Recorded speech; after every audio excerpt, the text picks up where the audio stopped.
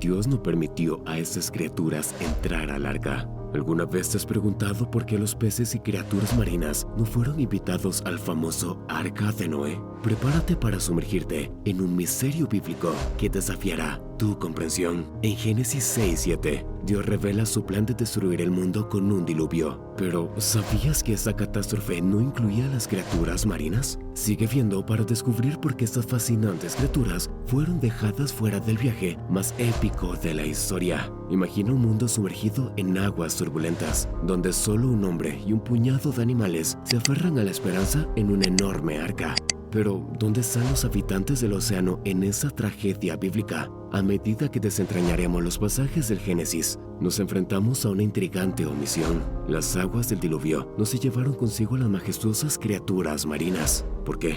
Vemos que la vida animal se divide en 3 categorías: marina, voladora y terrestre. Sorprendentemente, solo los animales terrestres y voladores fueron seleccionados para el viaje del arca, mientras que los peces y sus compañeros del océano se quedaron atrás. ¿Fue un olvido divino o una elección deliberada? La respuesta puede asombrarte, pero eso no es todo. ¿Sabías que Noé recibió instrucciones de llevar más animales limpios que inmundos al arca? Es un giro desconcertante. La ambigüedad de la escritura hebrea nos deja preguntándonos si fue 7 parejas o 7 sietes. ¿Qué significaba exactamente esa enigmática instrucción? ¿Y cómo Noé pudo distinguir entre los animales limpios y los inmundos antes incluso de que se establecieran las leyes mosaicas? Los animales limpios, adornados con la gracia de la pezuña divina y el ritual sagrado de rumiar, nos recuerdan la armonía de la creación. Como pastores de la tierra, las ovejas, las cabras, los venados y el ganado nos enseñan sobre la humildad y la conexión con la tierra que nos sostiene. Sus movimientos pausados, su mirada serena, son una elección de simplicidad y pureza en un mundo que a menudo olvida su esencia. En los mares y océanos, donde el azul se encuentra con el infinito, encontramos a los mariscos, custodios de las profundidades, con sus escamas resplandecientes y sus aletas danzantes. El bacalao, el mero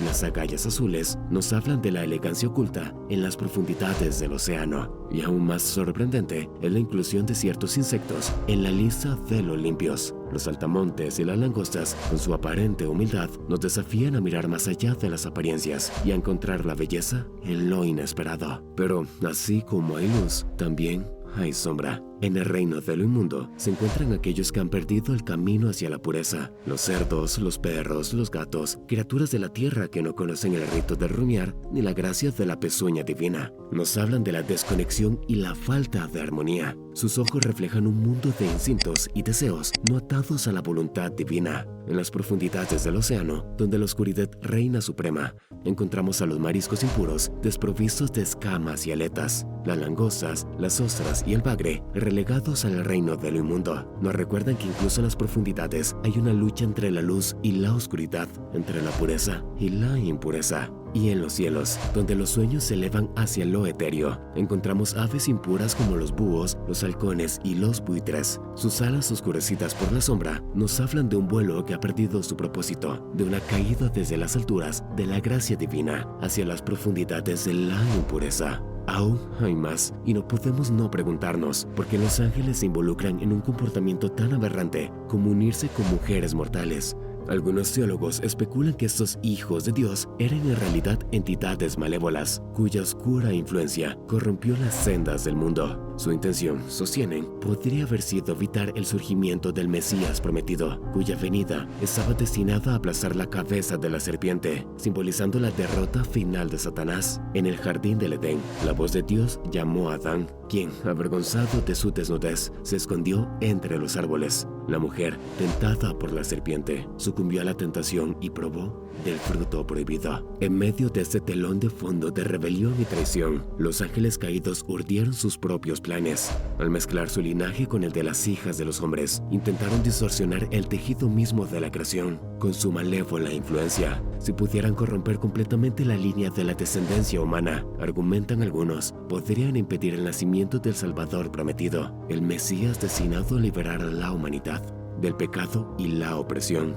Este oscuro episodio en la historia divina provocó una reacción inmediata por parte de Dios, cuyo corazón se entristeció ante la maldad del hombre. Mi espíritu no luchará con el hombre para siempre, declaró, señalando el límite de su paciencia divina. El diluvio que siguió fue un acto de purificación destinado a lavar la tierra de la corrupción y restaurar la pureza perdida. En los días previos al gran diluvio, la tierra se llenó de violencia y corrupción. Los Nefilín, seres de estatura y renombre, caminaban entre los hombres, sembrando el caos y la destrucción a su paso. La maldad del hombre había alcanzado proporciones catastróficas y el corazón de Dios se llenó de pesar al ver la depravación de sus hijos. Después del diluvio, la tierra fue purificada, pero las cicatrices del pasado aún permanecían. Los Nefilín, junto con toda la corrupción que habían engendrado, fueron borrados de la faz de la tierra. La historia de los gigantes, los Nefilín, figuras imponentes conocidas como Rafaán en la tradición bíblica, encarnan un enigma que ha cautivado a generaciones. En los relatos evocadores de las escrituras, los días de Noé se presentan como un espejo de los tiempos venideros, un presagio de lo que está por venir en los días finales. Jesús mismo compara los días previos al diluvio con los momentos antes de su propia venida, advirtiendo sobre la complacencia y la falta de vigilancia espiritual que caracterizaban a la humanidad en esos días. En el relato de Lucas se nos recuerda que, aunque las actividades cotidianas como comer, beber, casarse y comerciar son inherentemente inocuas, el peligro yace en perder de vista lo esencial, en permitir que el materialismo ahogue nuestra sensibilidad espiritual. Es fácil caer en la trampa del consumismo, centrando nuestras vidas en la acumulación de riquezas y bienes terrenales, olvidando la trascendencia y la eternidad. El mensaje, amigos míos, es claro. Debemos mantenernos alerta, vigilantes en nuestra fe, para no ser atrapados por las distracciones del mundo material.